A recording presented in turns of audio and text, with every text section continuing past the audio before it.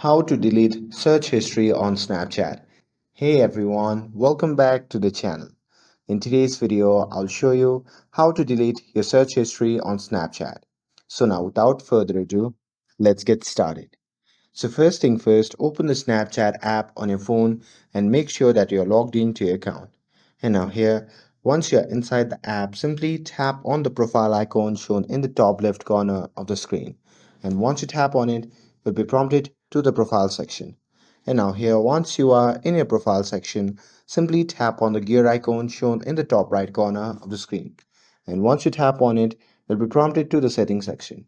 Now from here you simply need to scroll down and there you can see the option labeled as delete search history.